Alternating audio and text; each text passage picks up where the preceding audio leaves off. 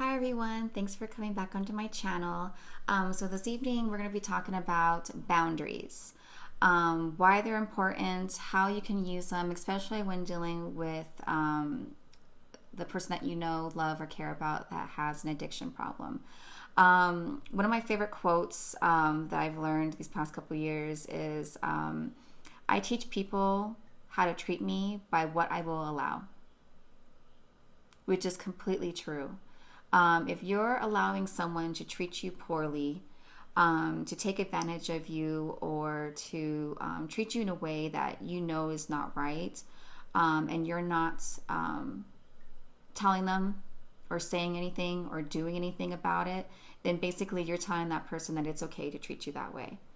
And unfortunately, there are some people out there that don't know any better. They don't know that they're treating the person that they're interacting with poorly. And so sometimes they do have to be told that, saying like, no, like that's not okay.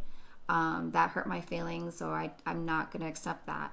And there are some people that will get automatically offensive, and they will try and like turn things around and try to manipulate it and make it into your fault, and make it about you, that it's, you know, it's your fault for, you know, XYZ or whatever.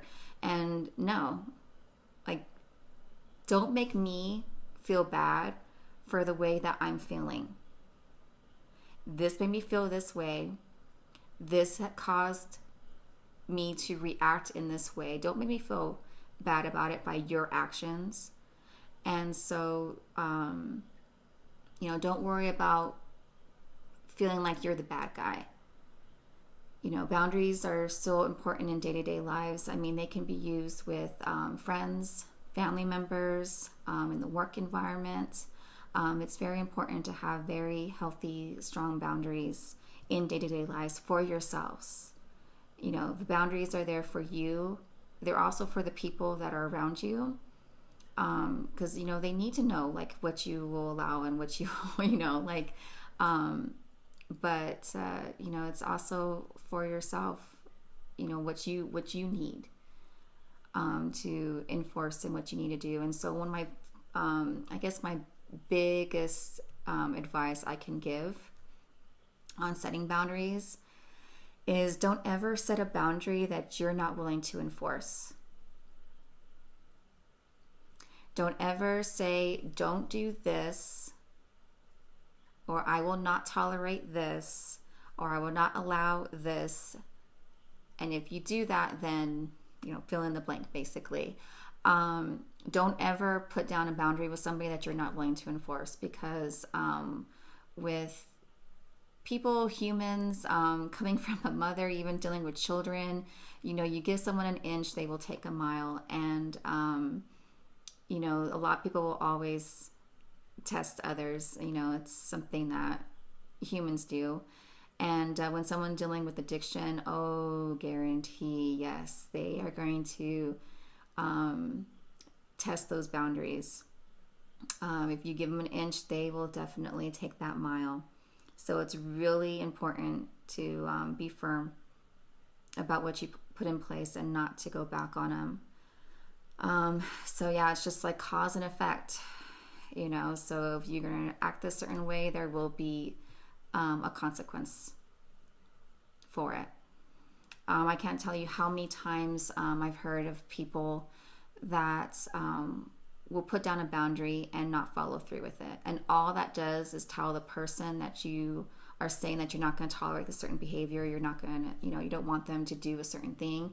And then when they do it, you don't do what you said that you would not tolerate. And sometimes you even have to actually give like an effect, you know, just saying, I don't appreciate that, don't do it again. And you don't have to, you know, say or else, or this is what will happen. But if that person does do that thing again, then they need to know that there will be effect. They cause a reaction, there will be an effect by it. And a lot of times with people, like, they are worried about having to explain their boundaries, explain the reason why they're putting in place. And that goes back to one of my other favorite quotes, where no is a complete sentence. I I love that because I used to have to feel like I used to be the one explaining, be like, oh, no, I don't want this, or I need you to do this, and trying to explain why. And especially dealing with my addict, it was so nice to just say no. That was a boundary itself. They ask for something, they want something, and you just say no. And you do not have to give an explanation. That no is a complete sentence, and I loved that.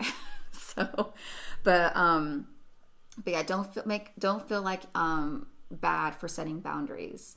That's just another way for manipulation to try and take over, and then they're gonna try and work on your guilt as well. So that's where that no comes into so handy. You don't have to explain yourself; just say no.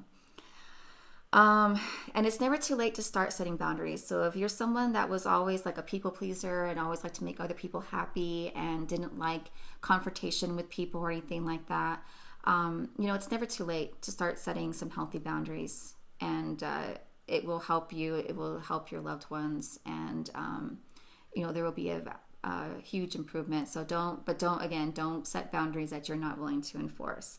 I've heard so many people where they say, you better go and get help, or I'm going to leave you. And they have no intention of leaving the person that they love. They love them. They don't want to leave them, but they know that something has to change. And so they want the person that they love to get better. And so they feel like that's going to be the best enforcement. And so, you better get better, otherwise I'm going to leave you. And just like any person with addiction, they will test that boundary. And so what happens when they don't get better? They don't go and get help.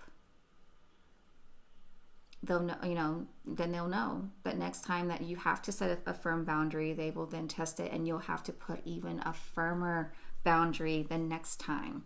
And so if you're not willing to enforce the boundary that you're setting in place, do not say it. Don't do it.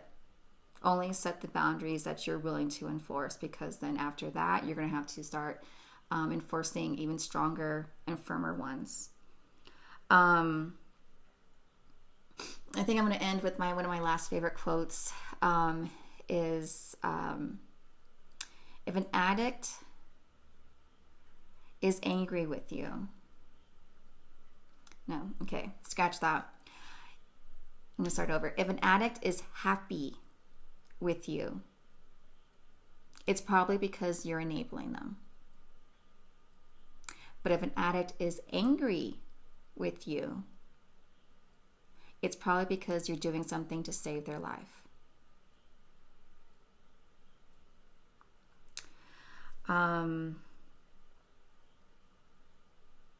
So I'm gonna end it there tonight.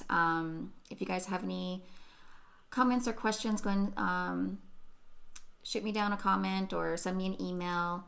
I'm still going to try and post videos at least once a week. If you want something like for me to go into more detail about what kind of boundaries I set in place with the person that I know that has addiction, shoot me a comment, and so I know that I can work on that for one of the next future videos. So I'm going to end it there. Just know again that you guys are so strong. You guys will get through this. Take it day by day and know that you're doing your best. I'm sending all my love, and you guys take care. Bye.